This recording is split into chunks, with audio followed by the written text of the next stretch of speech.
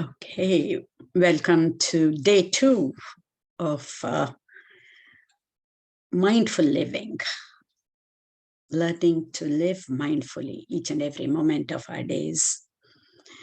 Yesterday, we talked about, or we ended with trying to understand about this innate negativity bias that is within all of us, which makes our mind act like Velcro for anything that's negative, be it negative thought, negative feeling, negative emotion, negative perception, negative experience, negative memory. Whereas the same mind acts like a non-stick material, like Teflon for anything that is positive. We saw that. And because of this negativity bias, and if we are not aware of this, there will be a whole lot of negative thoughts accumulated within our minds. And especially when it goes unchecked and unnoticed, these automatic negative thoughts affect our learning, affect our interpersonal relationships, affect our health, affect our work, and it in fact affects our entire life. This is what we saw. And not only that, because of these unchecked and unnoticed and unaware of these automatic negative thoughts, they start accumulating. And not only do they accumulate, they also make us look at the past with regret and see the future filled with anxiety and pessimism. And whatever that is happening in our day-to-day lives will never be satisfactory. We will never be content. And the culprit is this negativity bias. And we also saw how when these automatic negative thoughts get accumulated, it won't allow us to be in the present moment, here and now, now and here, in a mindful manner, in a content manner. This is what actually the most striking aspect. And this is what we need to hone in on this and to try to be able to change this aspect through mindfulness. We will see that. Because we also saw how the only thing that we have, whether we know it or not, is just this present moment and nothing else. That is why there is a saying, we need to be careful of 2 days in our life, and we need to avoid 2 days in our lives, that is yesterday and tomorrow. And the only thing, it is not even this day that we need to be concerned about, and even more so just this moment. And that's why what Buddha says comes to our mind when he says, do not dwell in the past, not dream about the future, but focus the mind on the present moment. Of course, it is going to be hard not to dwell on the past, but we need to be learning from the past and dream about the future so you can plan the future in the present moment. Both can only happen in the present moment too. And even more beautiful statement is this: present moment is the only moment that is available to us, and it is the door to all moments in our lives. So all we need to do is to take care of one moment, a single moment, and we know how tough that is. But however, when we look at it this way, all I need to do is to take care of this present moment. The next moment we might be feeling low, but at that time, all we need to do again is to remind ourselves to take care of that moment. So if we start honing in on this concept of just living each moment at a time, and how we're going to see. Also, we need to go just a bit deeper into these automatic negative thoughts, because again, when they get accumulated, they go unnoticed, unaware. We give many excuses, and I've just listed a few. That reminds me of all the parents here in West. We're so used to our kids wearing why I didn't do my homework, 101 reasons, right? That reminds me of those days. So even we have many more reasons, but we soon see these are nothing but excuses for anything and everything that we are not able to do or be in a certain way. It again is because of our negativity bias. Again, I'm not talking about the physical limitations, certain limitations one might have, which are genuine limitations. I'm not talking at that level. We all know how we procrastinate. And we all know how, even though we want to be doing certain things, we are not ready yet. So I've just listed a few of this, and we know we have plenty more. And the last one, saying that we have heard this expression from our parents, you're just like your grandfather. He was also short-tempered, and so are you. And so we say, oh, this is in my genes, I cannot help. Even that, we are not able to give that as even as a reason or as an excuse, because the new epigenetic research shows the other way around. So we need to watch out for these excuses ourselves. And everything that we say here, blaming it on outside, as I mentioned yesterday, blaming is the worst possible automatic negative thought. Or defending our actions, or comparing to something or somebody. These are the three worst possible automatic negative thought, comparable to the termites in the nature. So because of this negativity bias and because of the accumulation of these automatic negative thoughts, let us see the consequences that we face. Without our knowing, we get into black and white thinking, black or white thinking. There will be many different possibilities waiting to happen, but we cannot see the choices. In another way of saying, we look at the world view with a binary format, only zeros and ones, only two options.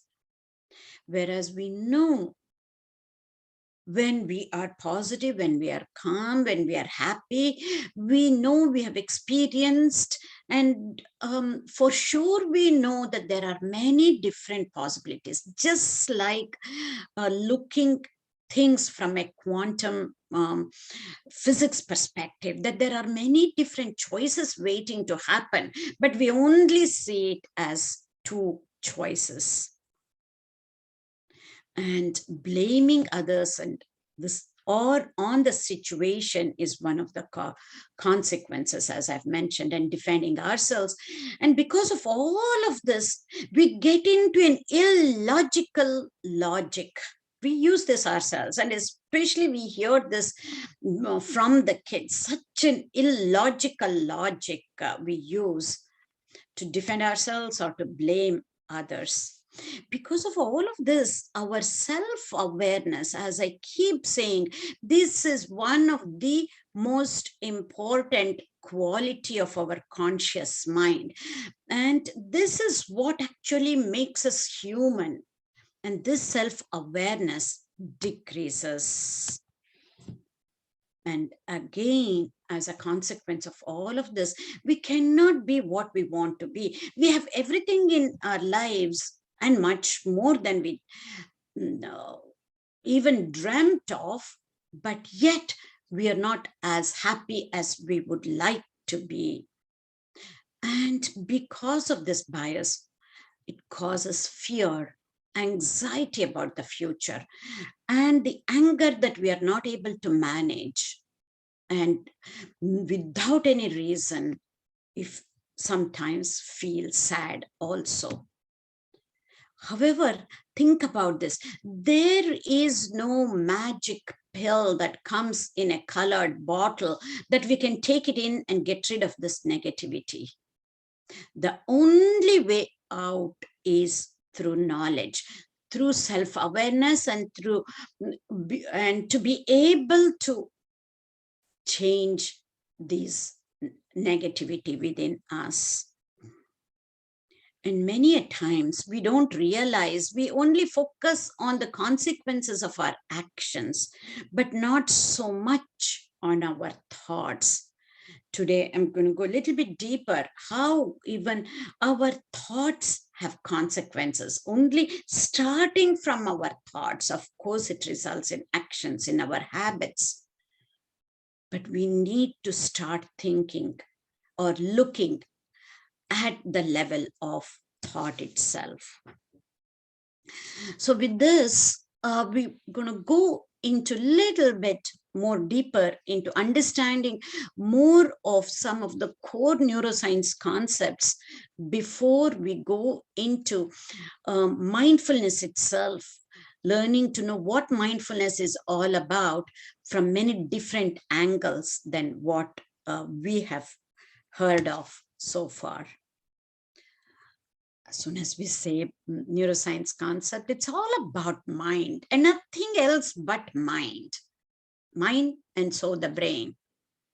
As they say in the scriptures, sarvam manai eva.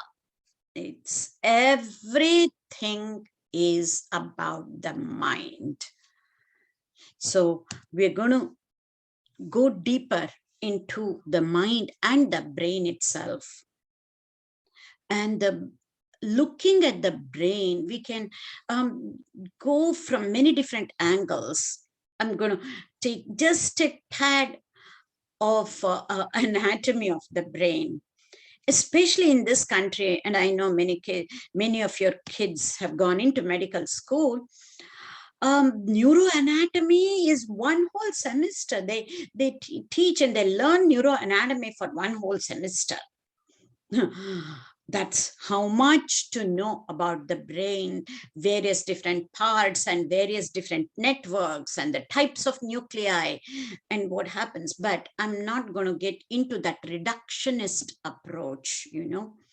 I would like to take a holistic approach, just so we would get into the classification of brain, not just from structural classification, a functional classification, and even that, the minimal most division of the brain. How can we classify the brain to the minimal most, so that helps in our implementation? That is all we are concerned about. So I'm going to take this holistic approach, and especially if we are going to be neurosculptors and we are trying to be neurosculptors of our own lives, the reductionist approach is not going to help as much. For the implementation, we need this holistic approach.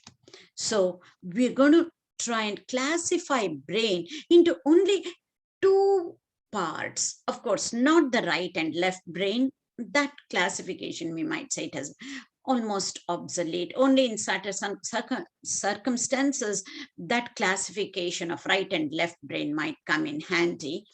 But we're going to try and divide the brain or classify the brain in simple English terms, not even in Greek and Latin, but simple English terms as higher center and lower center. And in a similar way, even though there is only one mind, for practical purposes, we are going to classify the mind right now into two aspects. The type of mind that emanates from the higher center is the rational mind, also called the conscious mind, the deliberate mind, the willful mind, simple term in Sanskrit, the buddhi. Whereas the type of mind that emanates from the lower center of the brain is the emotional mind, the habitual mind. People usually refer this to the subconscious mind, but I prefer to use the term non-conscious mind. Again, the simple Sanskrit term as the manas. If you just remember these two parts of the brain and the types of mind, maybe one more aspect of mind we're going to get into, this should be enough. This brain, it's a 3-pound mass of gelatinous tissue. And it is the most complex structure in the universe itself.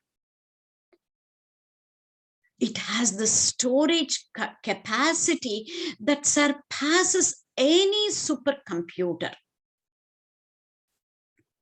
And this superstructure has enabled humans to achieve mind-boggling feats and breathtaking milestones, if you may. Be it may the discovery of subatomic particles like fermions and bosons, or trying to get to the Mars, or mapping out the human genome project, or creating beautiful masterpieces in art and culture. And this single organ, this 3-pound mass of gelatinous tissue, controls each and every cell of the body.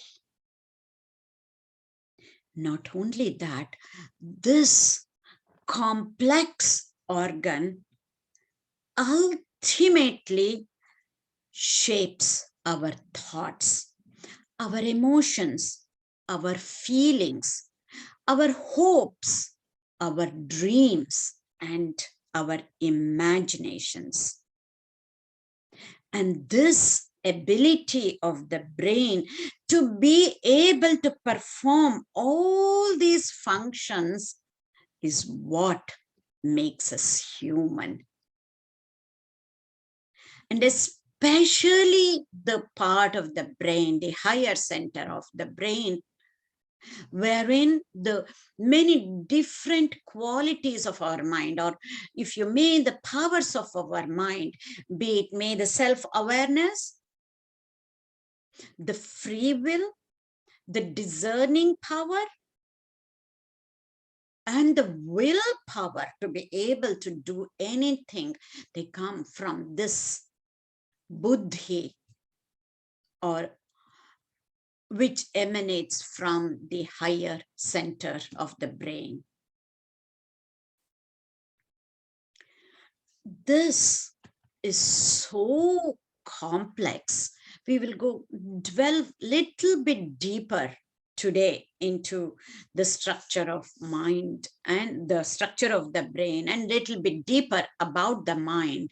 And we will have plenty of time at the end to take up questions today. Again, this slide depicts both mind and brain together. And we will see, we talked about the automatic negative thoughts. These automatic negative thoughts come from the lower center of the brain. Not only that, we are very much aware of the stress response we have, be it may fight response, flight response, or the freeze response. All of these emanate when the lower center of the brain gets activated more and more. So the rest of the 40 minutes or so I'm going to be sharing is how and why first we need to be activating our higher center of the brain more and more. And we should be able to use our buddhi more and more to be able to manage our manas. So keeping this in mind, let us look at again our buddhi and manas. Buddhi, the other name for that is our willful mind, our conscious mind. The manas, the non-conscious or the emotional mind or the habitual mind. When we use both of these properly, and that is where, if I may, is we are using our wisdom. And if we can say, we're using our wise mind. It is not that wise mind is a separate entity. Buddhi is a separate entity as such. It's all about how and when we activate certain regions of the brain, these the quality of the buddhi or the powers of buddhi emanate. And we need to really keep in mind there is only one mind. For our understanding and for our implementation purposes, that we're going to be using all different names for it, and so that we will be able to be aware what is it that we are using. Is it our manas or is it our buddhi? And be able to use our wise mind more and more. And the way this wise mind can widen is by lifelong learning and also lifelong practicing about managing our emotional mind. So how do we widen the wise mind? Again and again, I keep saying it is only through knowledge and, of course, the experience. Just like we talked about yesterday, just having a positive and noble thoughts are not enough. They have to be followed by both the feelings and actions. Actions mean the experience. Then only long-lasting changes can happen in our lives because of the experience, knowledge and experience ultimately. So we can go a little bit deeper into many of these concepts, what I've shown in these slides. We'll go one by one and then get to understand. And again, in case you have any doubts, please you can write your question on the chat box or raise your hand, and then or Ramaa can help us manage this, if you may, Ramaa. Thank you. First and foremost, we need to understand in ourselves is that this brain has unlimited potential. This little 3-pound mass, it is as big as a very small melon, if you may. You know, this has such immense capacity that we are not aware of. So much so, if I have to just say it in a mathematical way, or even before that, taking an analogy, the brain cells that we have actually outnumber not just the brain cells and also the connections they make. They outnumber the number of trees in the Amazon forest, and not just the trees, the number of branches or the roots that you have, everything combined, it can even outnumber that. Because if we just take the number of brain cells that we have, and if we start counting our own brain cells, just imagine, not that it is possible for us to count, you will see why. But we have so many number of brain cells, and if it takes 1 second to count each brain cell, literally it will take over 3,100 years to count all the brain cells that we have. And mind you, I'm only talking about single brain cell, counting single brain cell. However, the potential that we have is even much more than just so many number of brain cells. Each neuron can connect up to 10,000 and up to 40,000 other neurons in some regions of the brain. And still in other regions of the brain, each neuron can connect up to 100,000 other neurons. You may ask, why? Why do we have that many brain cells and that many neural networks? Why? Why do we have the capacity to connect with so many other neurons? You know, science proclaims that there is a reason behind this many number of brain cells.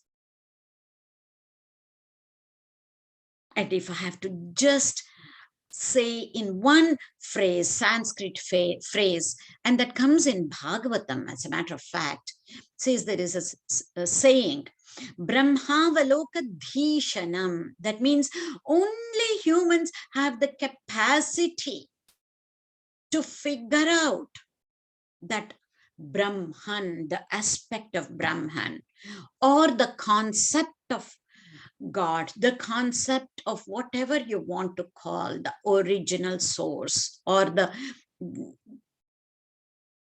the source itself, whatever you may want to call. Only humans have the capacity to do that. And I feel this is one of the reasons that humans have such well-developed higher center of the brain. And again, I can go much deeper into this, but if there are any questions, I will take it up, and then I will just touch upon this right now and then move on. This aspect, we need to understand and use this aspect for both hardwiring and for rewiring. When we're trying to form new habits, we need to make use of this information. I do have that capacity. I do have the capacity. I need to be able to make newer connections, to be able to form a new habit. If I'm getting rid of some of the old unwanted habits, like what we saw in the video yesterday, that we need to be able to dislodge those connections that are already made. Both are possible. And this intellectual conviction we need to have. That's why the old adage, you know, in Kannada, there is an adage, a gade called Huttuguna Suttaru Biduvudilla, or in English, from cradle to grave, right?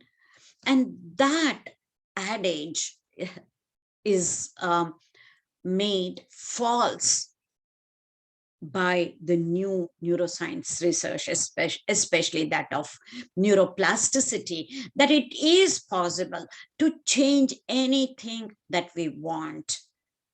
As we age, it might take more effort, but it is possible. Another aspect that we need to understand about the brain, it is like a biggest pharmacy. Our thoughts and feelings have the capacity to change the neurochemistry of the brain. What do I mean by that?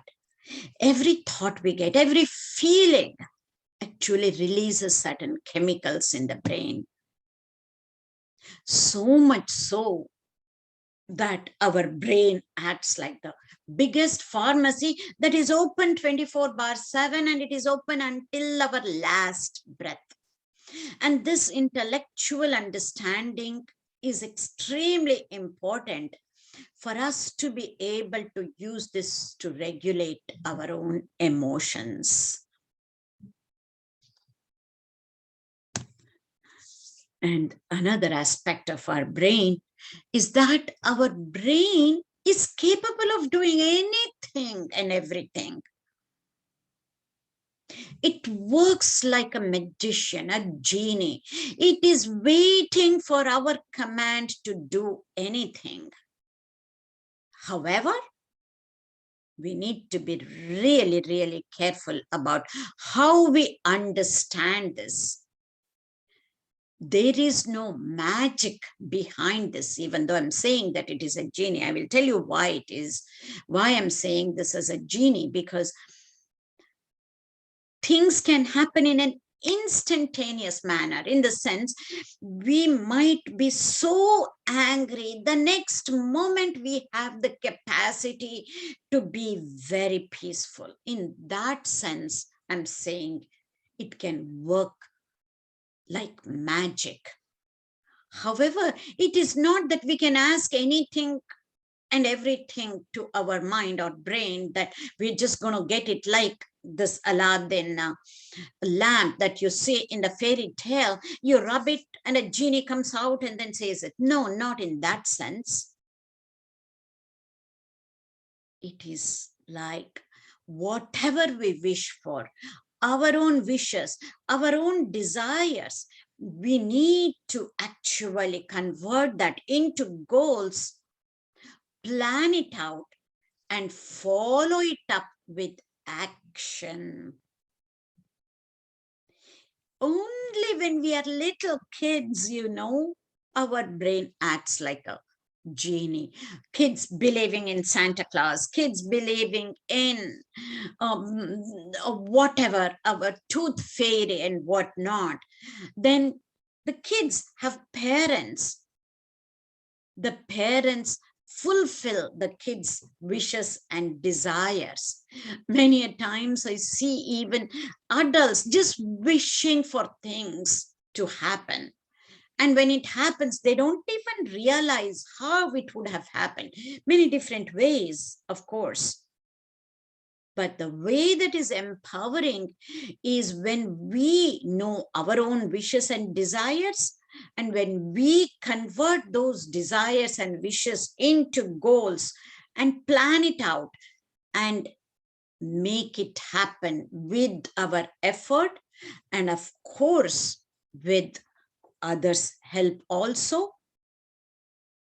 that is when we can make the brain work like a genie, not wishing it to happen, but willing to happen and following it up with actions.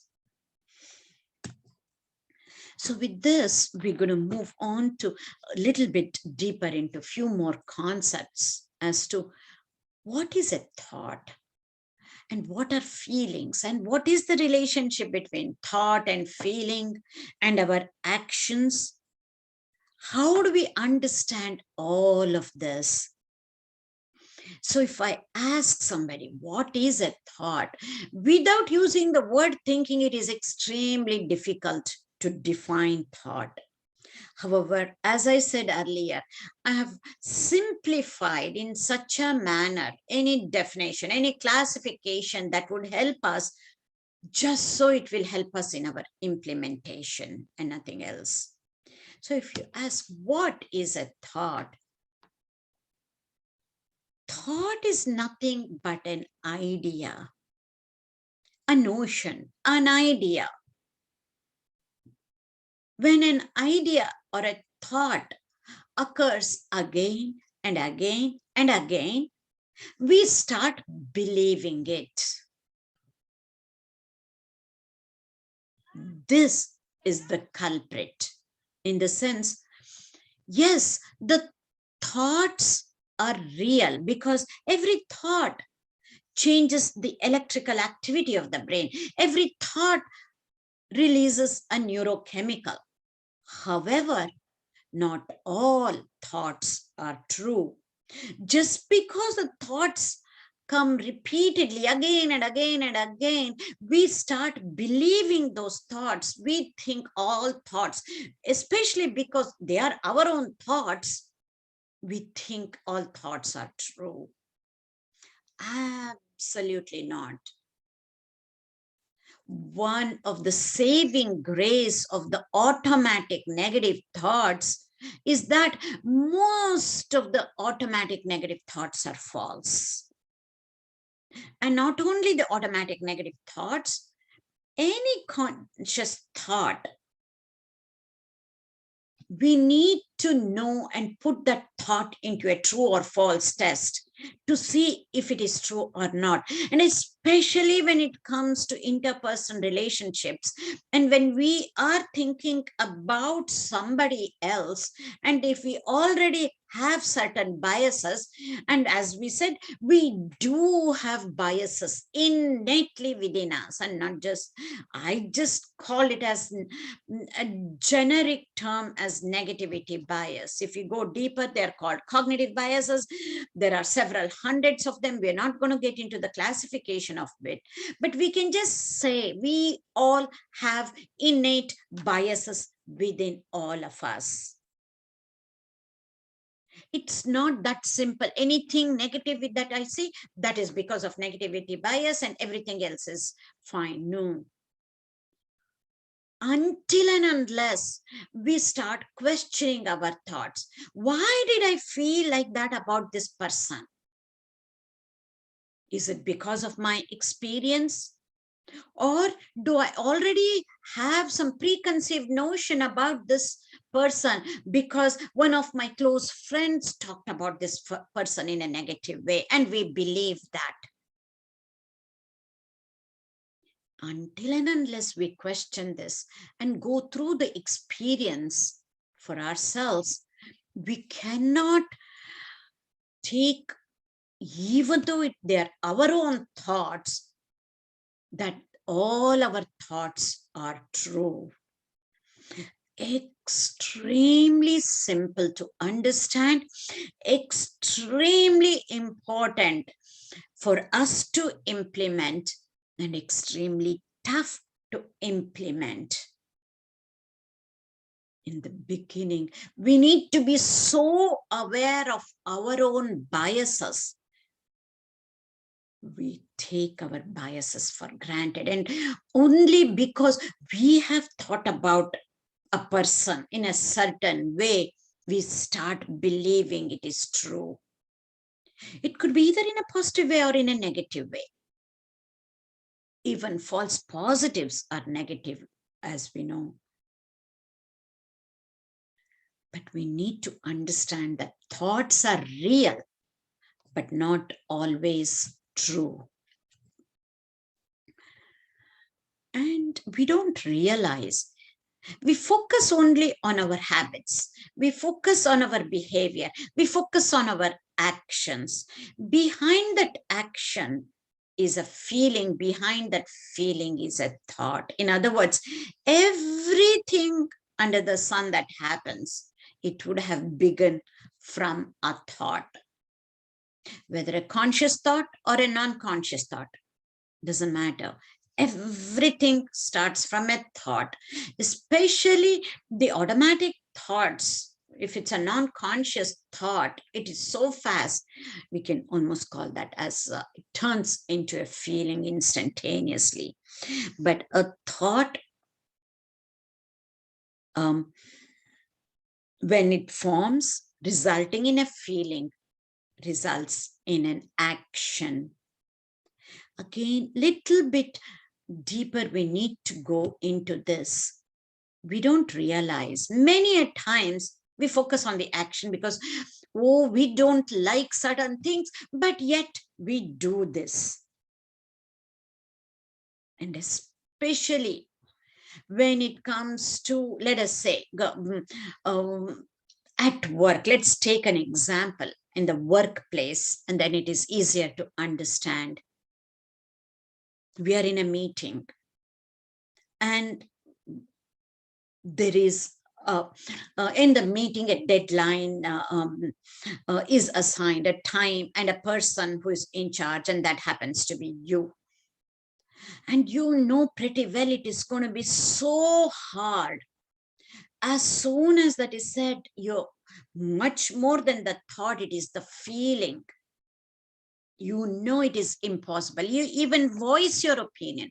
It is not going to be possible to do that under that in that time frame.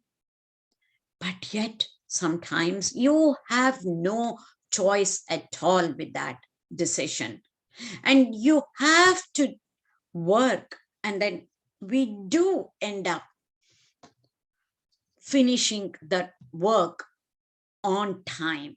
So the action is done. Imagine the initial feeling, not only the initial feeling, throughout how we feel towards that work that we are doing. Because we really don't like that piece of work, that initial thought, why did I get involved in that project?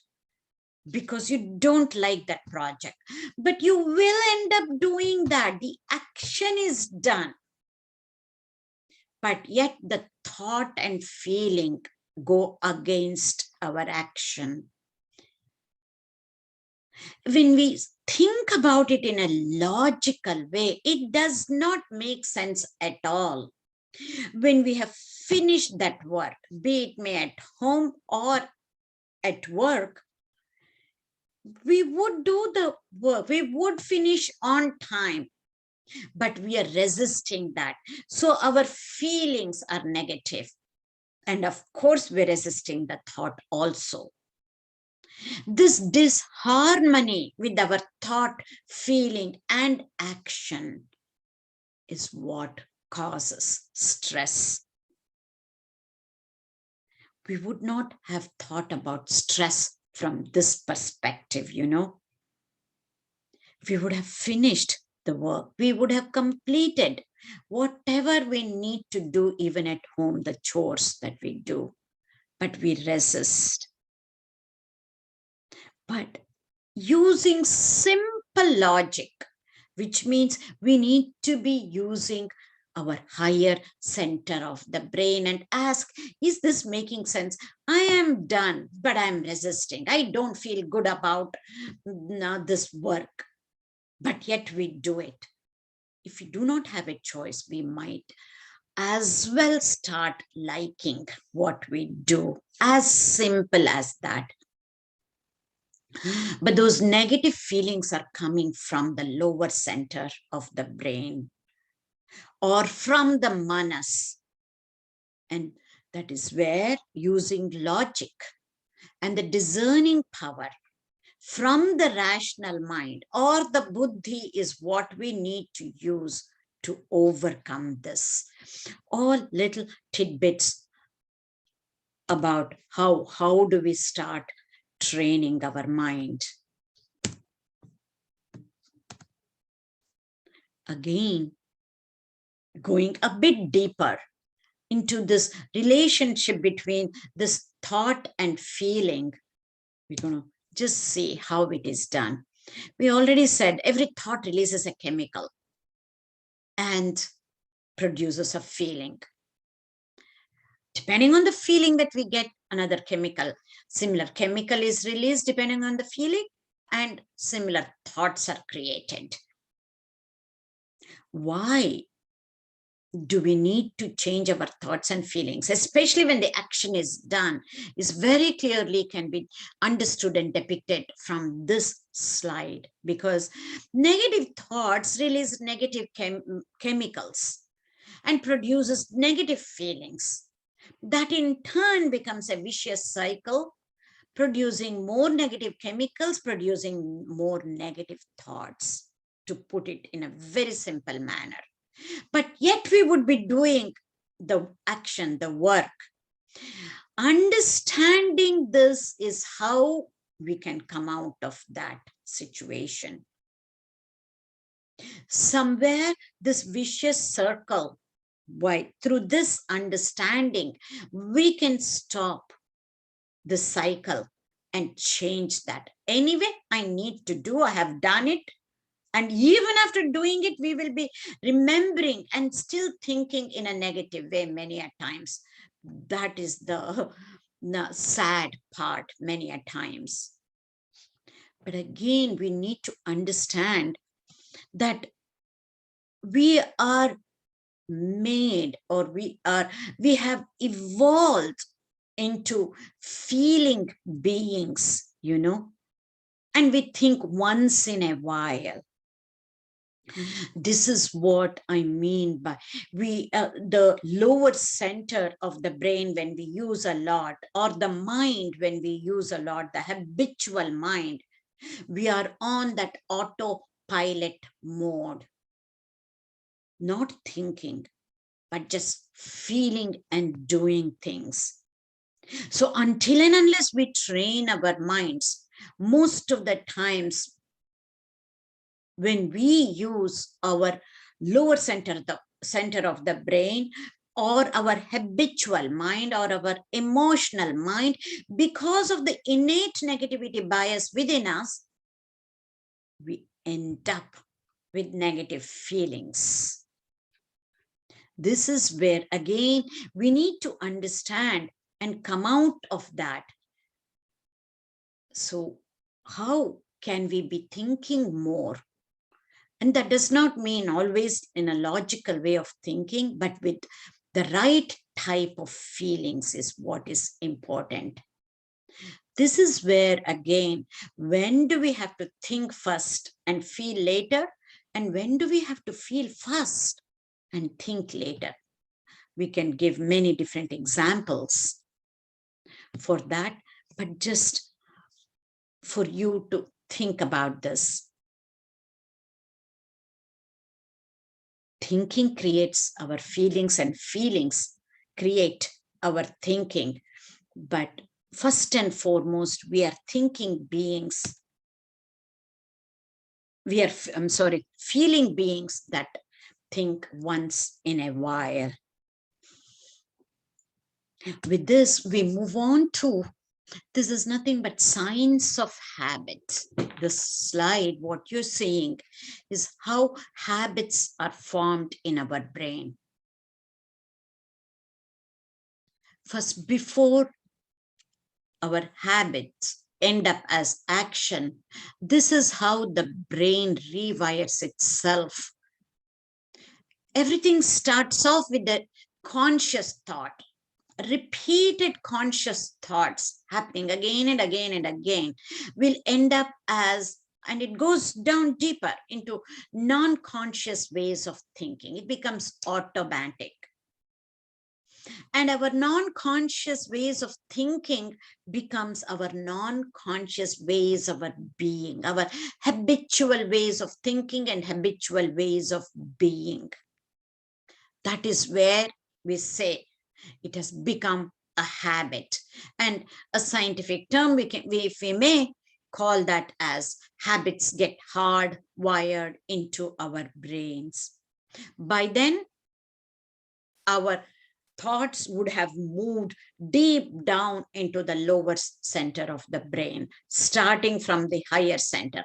And that happens when we do this in a repeated manner, persistent manner. Even though this forming new habits might be much easier than breaking old unwanted habits.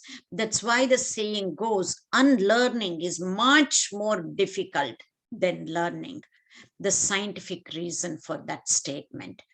But yet it is possible to rewire our brains, to get rid of the old unwanted habits and to form new habits. Again, if you think back about the video that we saw yesterday, if we start with a repeated conscious thought that we would like to put it in, earlier, an angry thought some situation, we might react in an angry manner. So that repeated conscious angry thought, if we replace that with a kinder thought or an empathetic thought or a compassionate thought, if we do that on a repeated manner, in a conscious manner, again and again and again and again, that abhyasa, repetition, practice is so important, as it says in Bhagavad Gita, that repeated conscious thoughts will dive down deeper into the deeper structures of the brain until it becomes a habit. This slide represents the science of habit formation. All of these are looking like discrete concepts, but all of this will again come together either when we take examples during the Q&A session or tomorrow when we actually deal with mindfulness.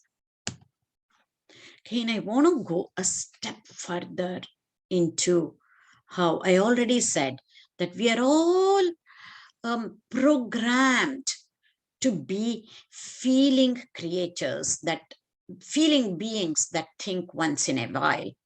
We are conditioned for this. This conditioning we need to come out. We need to decondition ourselves. Because sometimes it is not even our brain that thinks. As we know about, we have studied the reflex action, again at the spinal cord level. I'm going to put in another idea into your mind and see how that reflex action is not just at the spinal cord level. Each and every organ, has nerve endings, except the brain, actually. The brain itself cannot feel anything.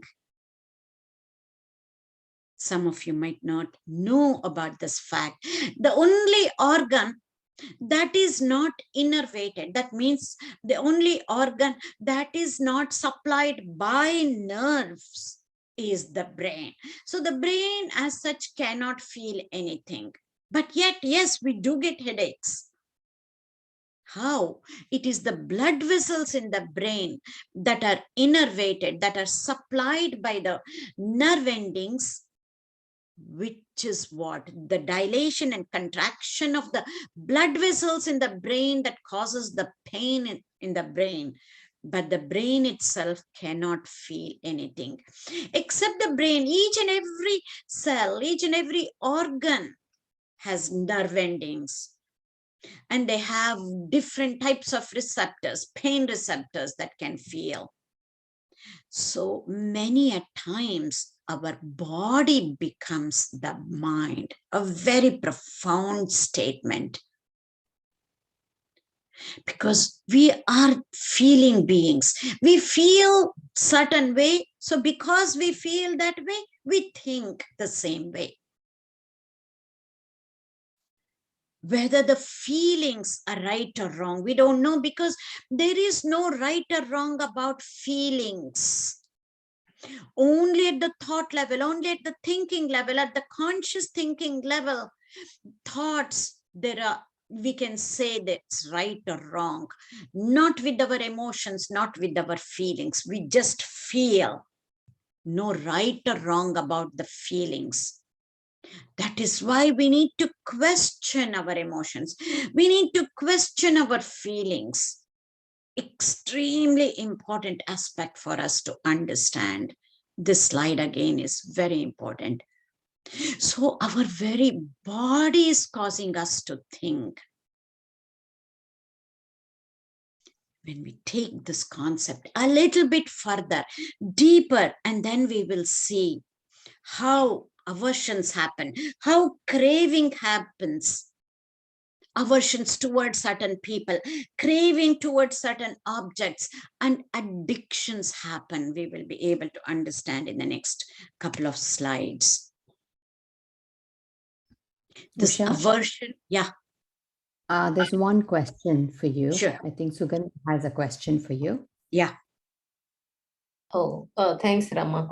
Usha, the question I had is, uh, Yes. it could be the illogical, logical thinking of mine, but this is the first time I'm seeing a picture where Manas is being marked in brain, uh, but usually you associate with the heart.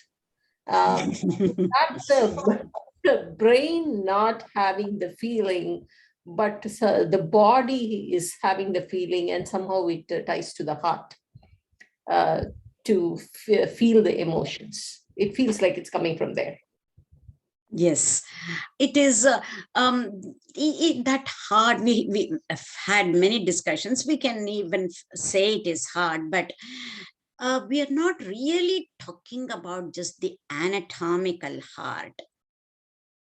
That heart center is in the brain, Sugandhi, because everything in the body is controlled by the brain. Yes, even our heart, beating of the heart is again controlled by the brain. When we say, yes, the brain cannot feel, it is the pain or the pleasure in the sense, it doesn't have the nerve endings in that sense, we say. But it is again the signals that arise from different regions of the brain that travel through the nerve endings to different organs, which create either pain or pleasure. So esoterically, we can say it is the heart, but it is not necessarily just the anatomical heart. But for all practical purposes, it would be because we are so used to using our heart with feelings and emotions. It is really hard to come out of that esoteric way of saying it. But when we look at it from a highly structural perspective, this is how it is.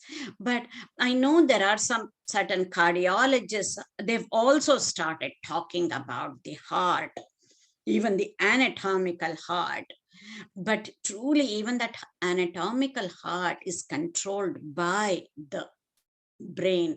So that heart center is in the brain.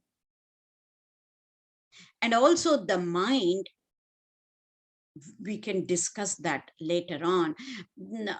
Another way of looking at mind is it is not just in the brain, it is all over the body. In fact, a yogic way of saying, they say a yogic mind or brain is in the tip of the toe, they say, and there are more and more theories that are coming up, even in neuroscience field, talking about one mind.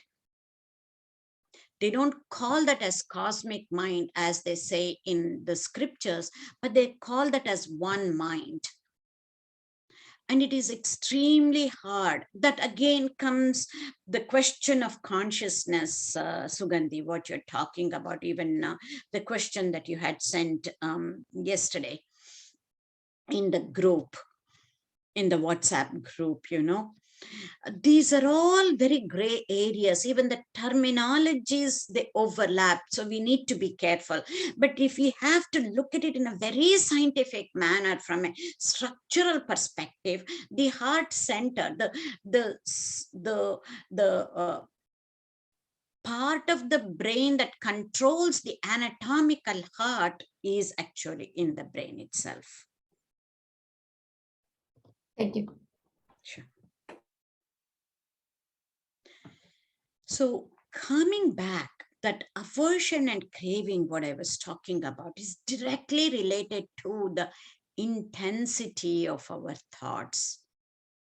And this intensity of thoughts, it has a direct effect on our health and the choices that we make, whether we buy certain things, we avoid certain things, and ultimately it affects our quality of life. And imagine, because of the negativity bias that we have, that is present in each and every one of us, the first and foremost thing that each of us feel is that fear and anxiety, which is again because of that negative, of the biases that we have. Let us just call that as general biases, not just negativity. Bias is one term, that's all. Just let us say as biases. The biases that we have produce that fear and anxiety. And to come out of that fear and anxiety is one of the common goals of every human being, as you know. And coming back to this intensity of thoughts, this is where we end up with aversion and craving. And one more concept that we need to understand here is many of the neurons that fire together, they are also wiring together. This we can understand. This is called as a Hebbian law. We can easily understand when we actually study, or when the students study. Some of the kids, they listen to the music while they study. That is not that cannot happen for everybody. Some people are able to do that, and they associate the music also with the learning that they do, maybe. And the music produces certain chemicals in the brain that helps them to be in a happier state, so that they are able to absorb and comprehend even easier whatever they're studying. Or when we study, sometimes we read it out loud, we underline with different colors. Each thing, when we do, different region of the brain is what we are using. That is where we are recruiting different neurons and different networks from different parts of the brain. In other words, we are using more and more real estate of the brain from many different regions, so that those different neurons from different regions of the brain, they fire means they get activated, releasing electrical impulse with any thought or feeling, right? And they also wire together. Neural networks happen, and that is called Hebbian law. This understanding, again, is extremely important in making our new habits and breaking our old unwanted habits. Again, I put this slide today because we were talking about either anxiety or depression. And we know, scientifically, we know all of this is caused by a chemical imbalance in the brain. And we also know everything that we do begins from a thought, right? Thought leading to feeling, leading to action.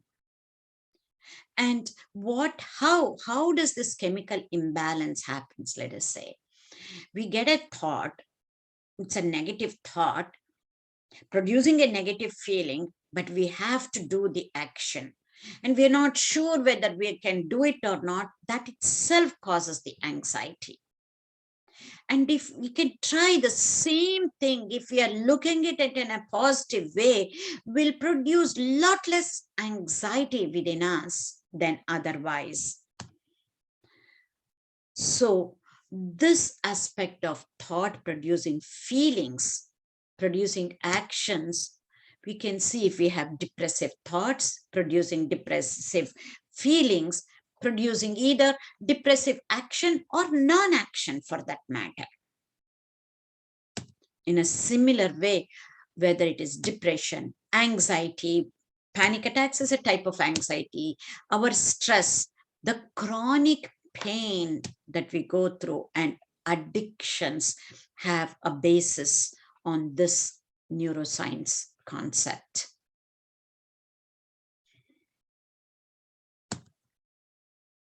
And our repetitive thoughts and actions, we're going to get into a little bit more deeper into all of this and see, we're going to relate to the brain itself.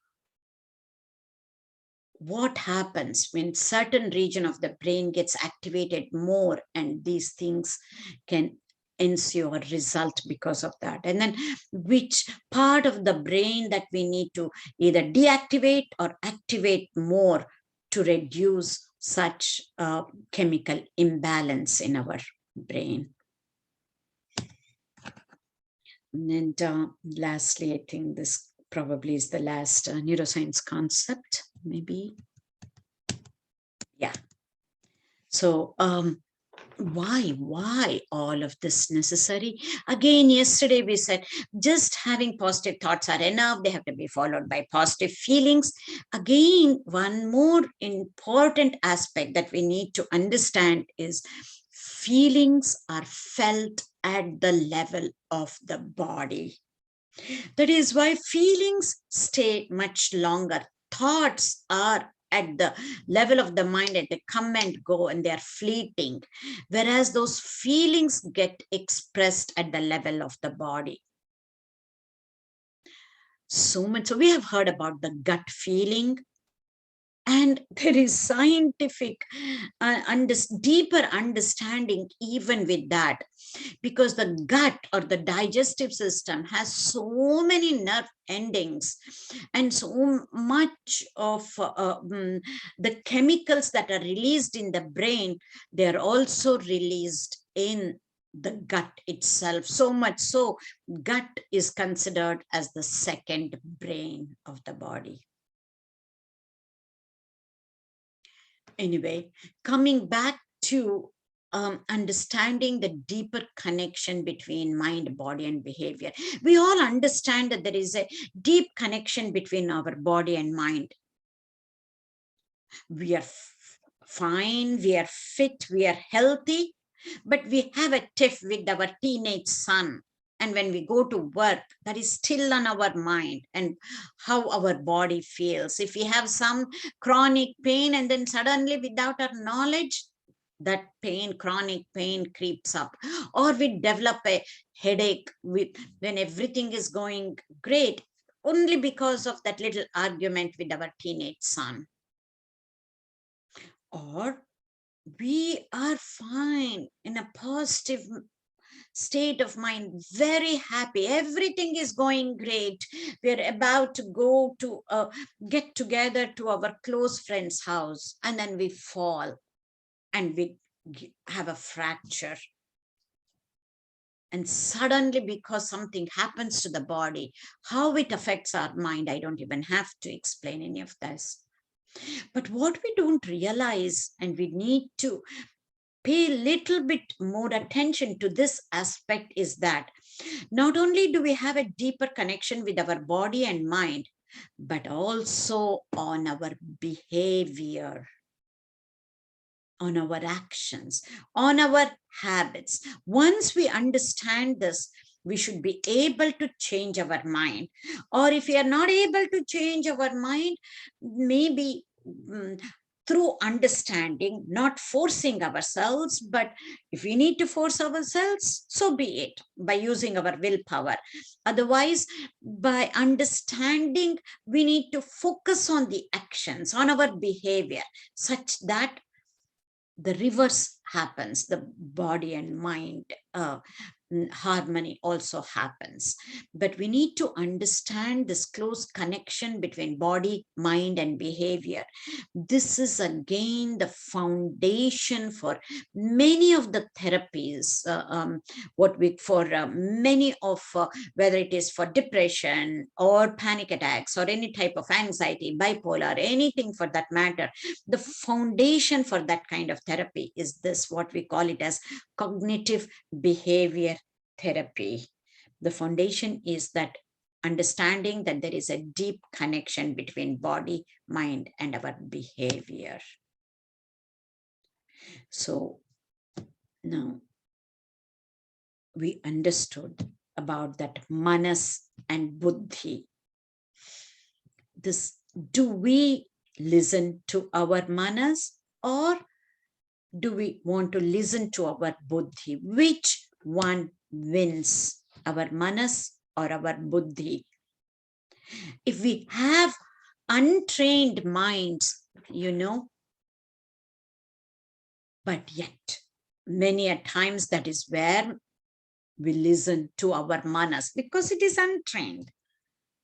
Ultimately, we need to be listening to our manas, but that has to be a trained manas or the trained non-conscious mind. And to train that, we need to be using the buddhi or the conscious mind.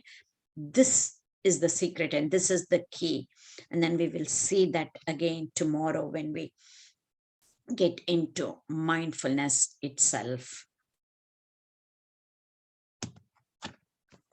So I want to now go a bit deeper into the very structure of the brain and its functions.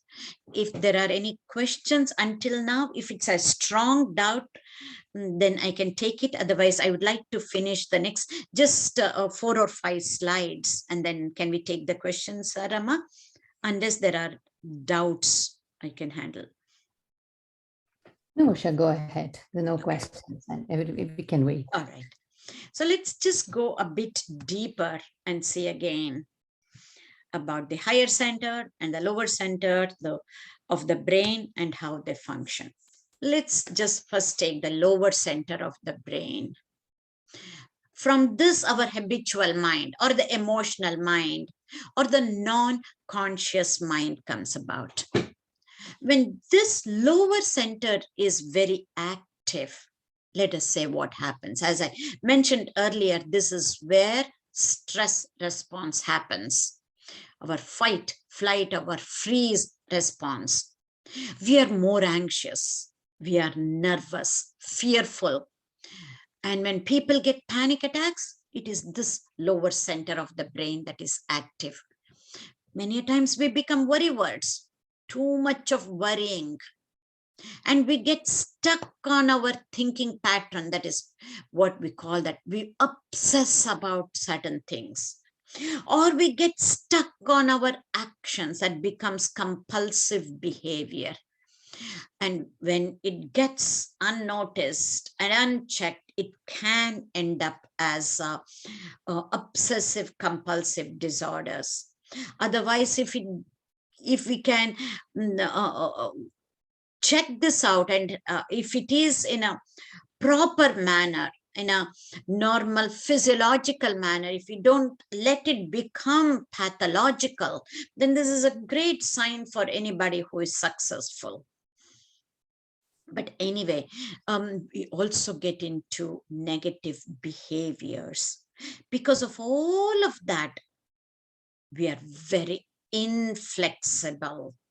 We are not ready to change. We are not ready to accept any changes either at work or we are not ready to adapt to new things, ready to learn. We resist learning.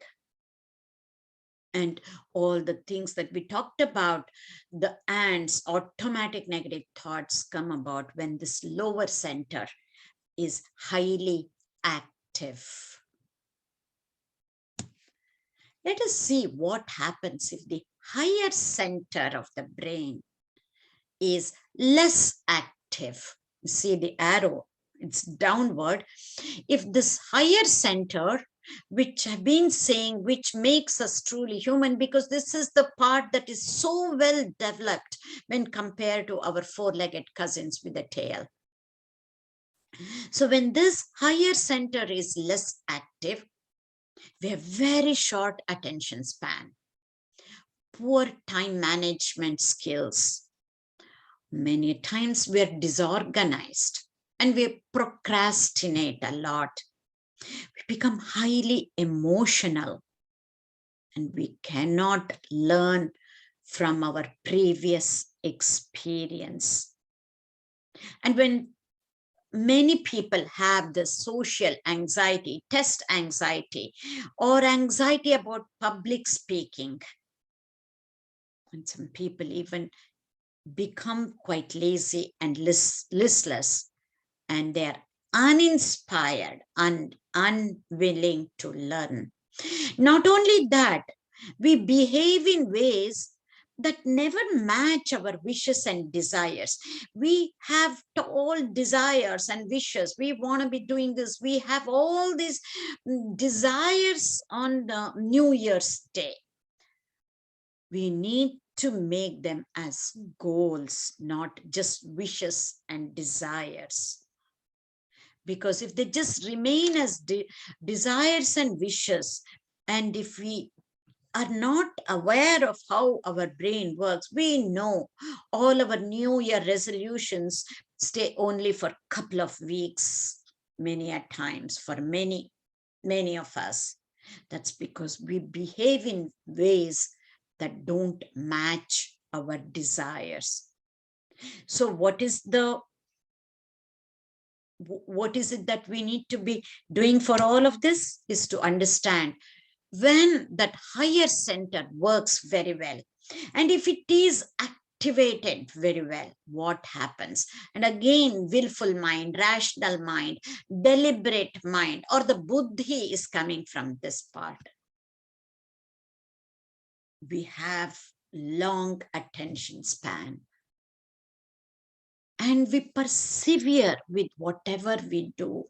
We keep doing it again and again and again until we can achieve it. And we are proactive. We are joyous. Not only proactive, with whatever we do, we are joyous.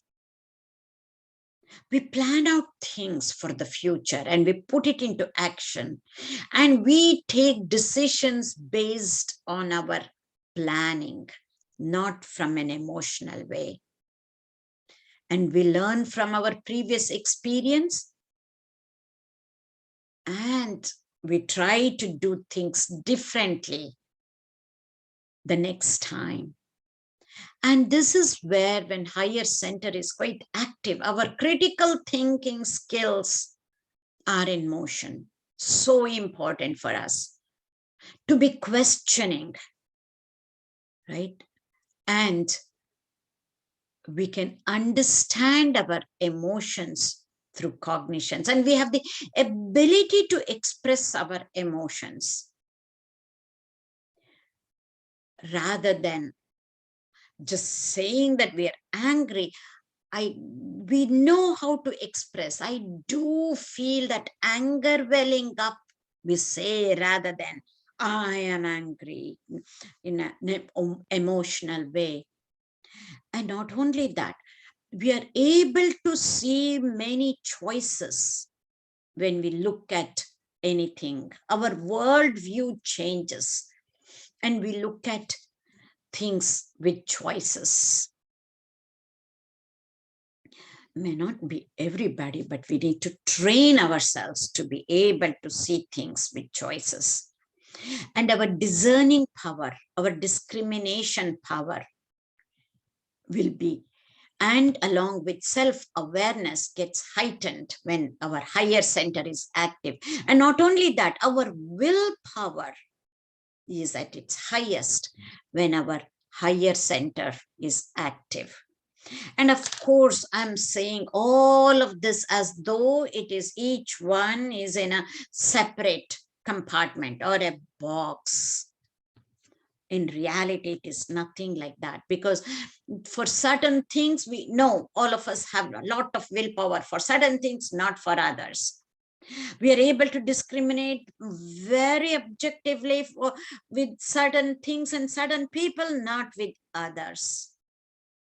That is where we need to start questioning ourselves and to keep looking at things from an objective manner. And this happens all the time for all of us. Some suggestion given by our friend, we take it more easily than our spouse. Between the two kids, if we have some inclination, more inclination towards one kid, whatever that kid says, we listen more to that kid many a times than the other kid. Sometimes, many a times it happens without our knowledge. This is where we need to put our self-awareness into practice a lot, because ultimately it is that self-awareness which is really, really important. So much so in our scriptures, it says, Arive Guru, self-awareness. Awareness means Arivu. Arive Guru. Our self-awareness becomes our teacher, and then we can change whatever we are aware of, all our unwanted habits and whatnot. So some tips to keep our brain quite healthy. What is that? We need to keep our lower center less and less active, and our higher center more and more active. And also to know and to discriminate, when do we have to feel first and think later, and think first and feel later. And when we keep doing this, train our minds. With the trained mind, none of this matters as much, because it wouldn't matter in a trained mind. We would be using all parts of the brain, different parts of the brain, because even that wise mind keeps widening. And so we will be using more and more real estate of the brain when we start training. But we can do all of this in a stimulating environment, but yet it has to be relaxed, not in a stressful environment. And we need to be careful about our emotions. Our emotions unchecked become our moods. We need to be careful about our behaviors too, because both moods and behaviors are contagious many a times. We can easily pick it up from others. And this knowledge is what we need to be using to train our mind to be evolving on a moment-to-moment basis. I think with this, I want to pause here. I just want to give a very short introduction for tomorrow's session. And this is the time to take up questions, Ramaa. This is Uma, Usha. Yes, Uma. I have a lot of questions, but I'll ask only one right now. So this is earlier in your talk, you mentioned that defending one's actions is leads to automatic negative thoughts. Is a precursor to that. Now, I need to understand. Sometimes, when you're justifying your behavior, it could be looked at as you're defending yourself, and this often happens with children, when they get upset about something. So, you land up trying to sort of justify why you said that. So I can't understand how that would be a negative thought, because you're really trying to explain your behavior. So could you comment on that, please? Certainly. Yeah, all of this, because I can only say it in a general way, and I'm glad you raised this question. This is when we can go deeper and understand. I'm not talking at a time where we are deliberately trying to explain the actions, either to teach somebody or to make them understand about what we have done is right. I'm not saying at that level, Uma. Okay. Many a times it's like, the young kids, they have to finish their homework, or they will be watching TV, and they will give umpteen excuses, right? Then they will be defending. That is at that level I'm talking about, not just with kids. With kids, we can understand. Okay. And many a times it becomes a habit with adults. At that level I'm talking about. Yeah, I understand. Okay, no, that was a good, thank you.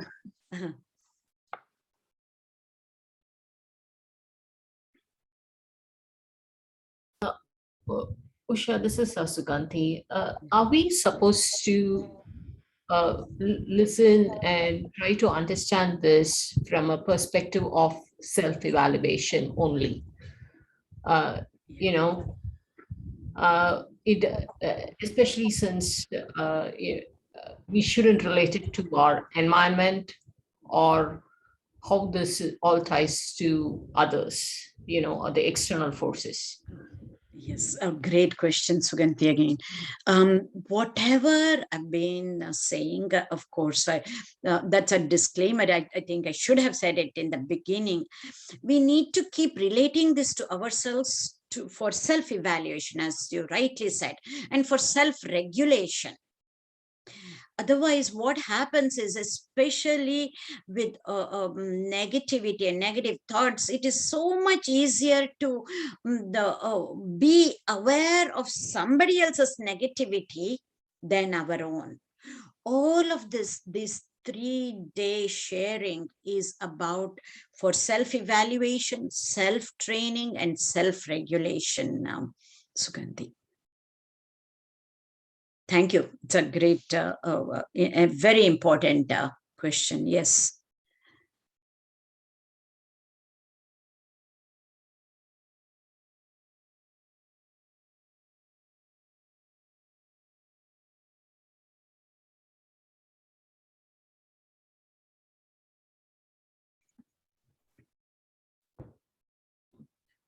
I don't think we have any more questions, Usha, at this Sure. time.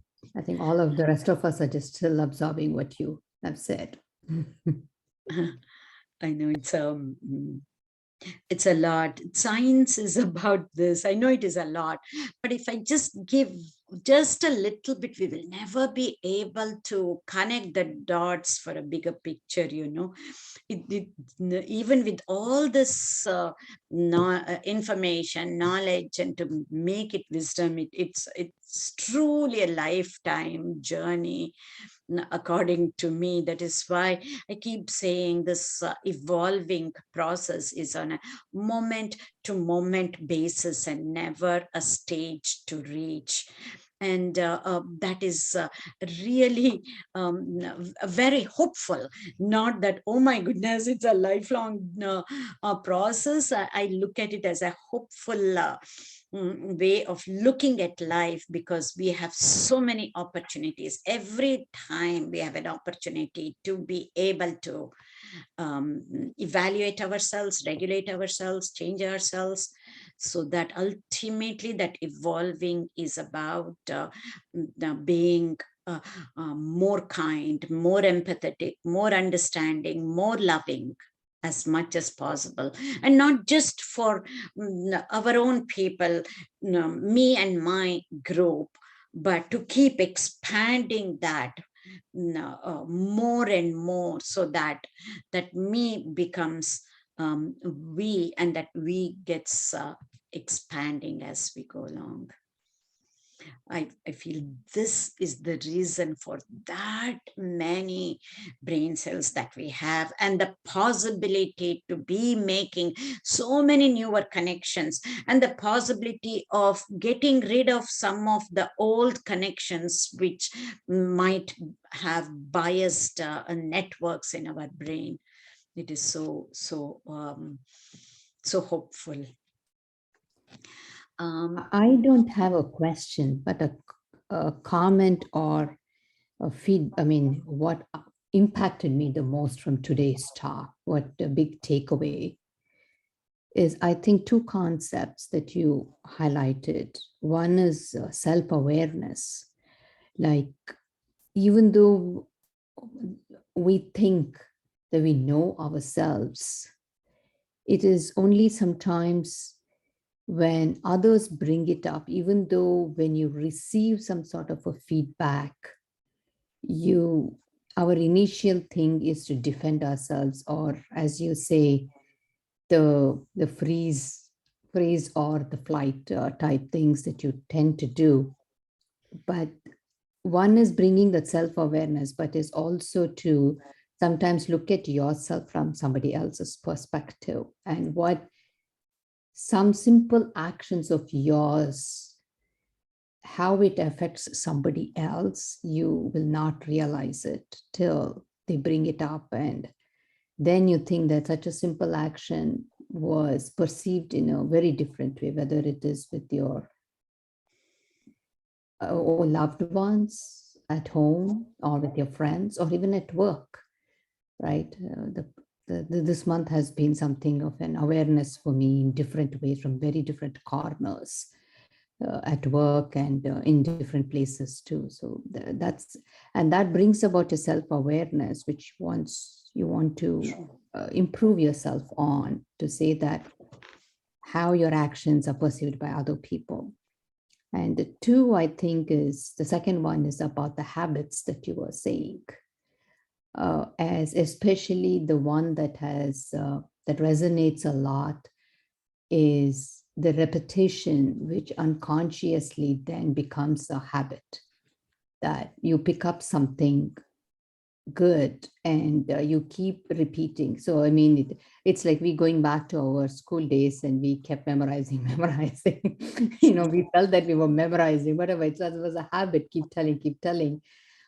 But granted, those things, what we learned like that, even after 50 years, if somebody asks you, it's just at the tip of your tongue, because at that time you told so much. But I would just say that at that time, they should also teach us, at least when we were growing up in India, there was not so much thought put in, more than here, you have it, memorize it, right? Was initially, but now it has changed so much, the education, everything to do. But that thought of self-awareness, and I think making that habits, developing habits, I think is something with which we can continue to grow, as, like mentally, if not physically that you would grow, but at least mentally that you can keep growing. I think that is, and that is so very important.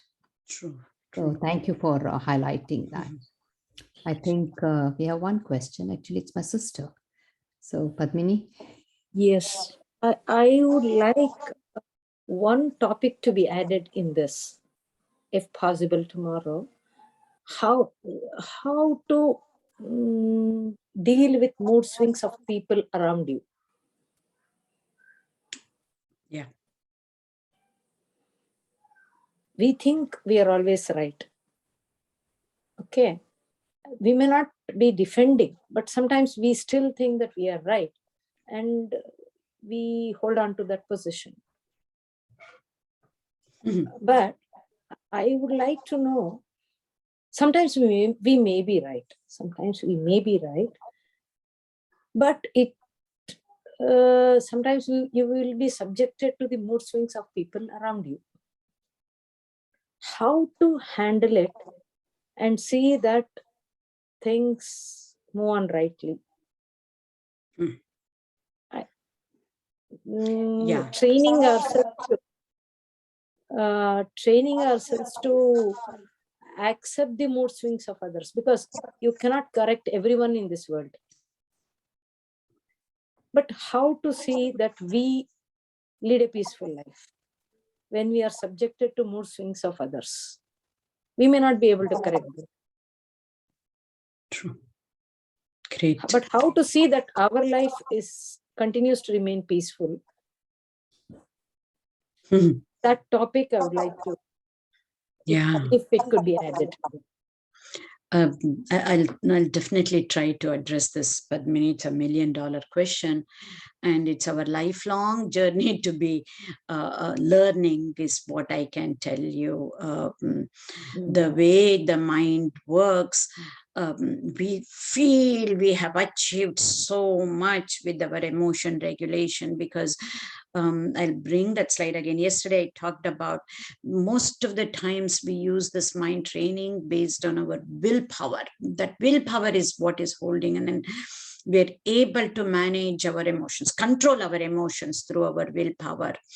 But as we grow older, or as we become physically weak, the willpower also weakens. We don't realize.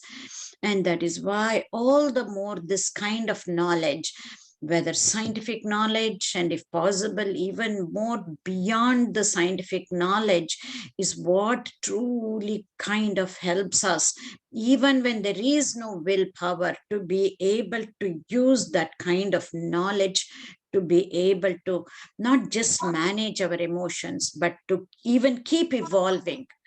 Because we truly have the capacity, capability, and the competence to evolve until our last breath.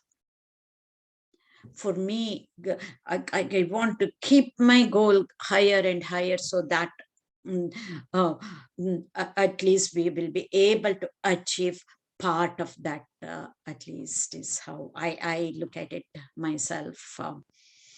But I'll definitely try to address that, Padmini. Thank you.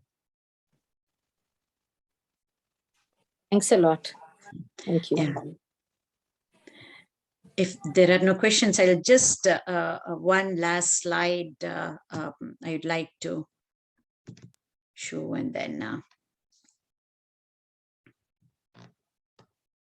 okay. So now we're talking about the biases. It's all about those biases, right? These biases that we talked about yesterday and today is what is preventing us to be in the present moment. And we said it is all about the present moment and nothing else. Tomorrow we're going to learn how to be in that present moment without evaluating, without judging, how and why again. So because of that, how to be in the present moment, just recently, a few years back, because of that experience of many years of experience dealing with people, with taking many of these questions, and then many a times you get even deeper answers later, we have come up with the definition of meditation or mindfulness, whatever you might want to call. Now, a newer definition, which is very meaningful, and this actually helps. It's a segue to tomorrow's presentation on mindfulness itself. Mindfulness or meditation, it's a conscious activity, whether we know it or not. It's a conscious and fully self-directed activity or a process to overcome our mental automatisms. All these biases that we have, they're automatic. And whether we know it or not, we are using the lower center most of the times. And there's something like 85% of the time in a day, we are on the autopilot mode. So, and I said, we are conditioned to be feeling beings. And to come out of this mental automatism, the reason for this meditation or for mindfulness is this. And it's a conscious process. And it's fully self-directed process. And this process, meditation of mindfulness, can only happen in the now. And it can only happen in the now, and it will happen to be in the present moment too. Keep this definition in mind while we cover mindfulness tomorrow. And thank you.